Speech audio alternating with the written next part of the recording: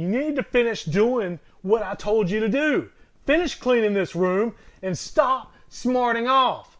Stop talking back. I'm not playing. Finish it.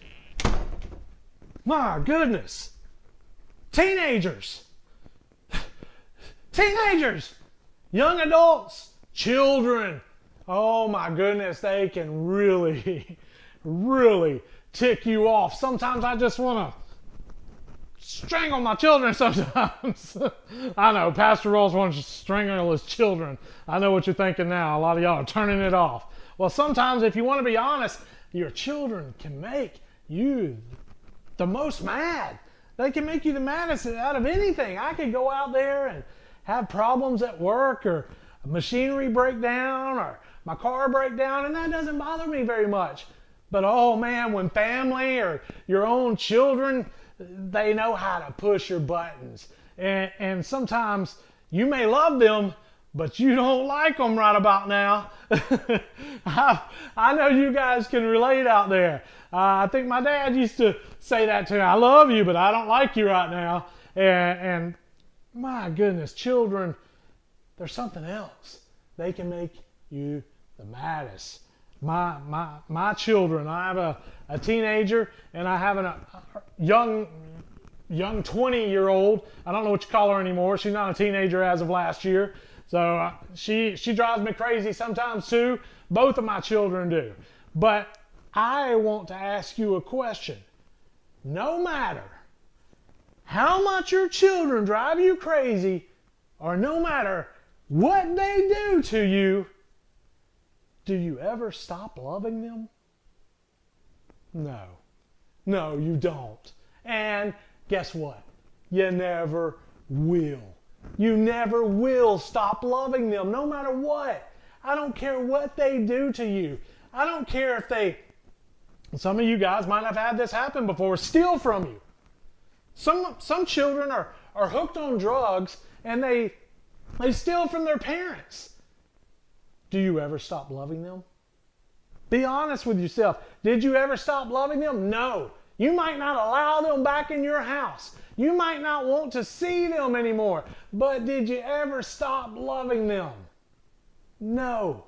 No matter what, you're never, ever going to stop loving your children. And it's the same with God. God is never, ever going to stop loving you. No matter what. No matter what. I think in the book of Romans it says, nothing can separate you from the love of God. It says not even life, not even death, not even demons, not anything in all of creation will be able to separate you from the love of God. My brothers and sisters, God will never stop loving you. Just like your children. I'm mad at mine right now. Just like them. I will never stop loving them no matter what they do to me. I may not like them. I may have them locked up. I may not allow them around me. But I'll never stop loving them. And you won't either. And God will never stop loving you. And sometimes I know you're out there and sometimes you're wondering, God, do you still love me? Why is all this happening to me? Well, I'm here to tell you that He does. Don't feel bad about feeling that way sometimes. Jesus felt that way. He was on that cross, dying. Lord, why have you forsaken me? He thought His own Father has forsaken Him. And guess what? His Father did not forsake Him. And yours will not either. Ever. Never, ever, ever, never, ever. I mean, just look at the parable that Jesus told about the prodigal son. You guys all know it. This guy had two sons. And one of them was good, stayed at home, helped him in the fields, did everything. But the other one was like, hey, Dad, I want my inheritance now, and I'm out of here. And he left with all the money that his dad gave him, his half of the money. And he left, and he went and blew every bit of it. Every bit of it. I don't know on what, but living a lavish lifestyle, he went and blew it all in a short amount of time. It was supposed to last him the rest of his life. He spent it, I don't know, in a very short amount of time. But he couldn't eat after that. He couldn't eat. And what happened? What happened? He's like, well, I'm going to go back home to my dad. Because even my dad's pigs are eating better than I am. So he went back home, and he went back home thinking that he wasn't worthy of his dad's love. He went back home thinking that his dad would not want to see him. But what happened? His dad welcomed him with open arms.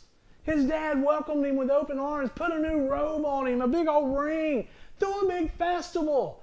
He welcomed him back home. Because what?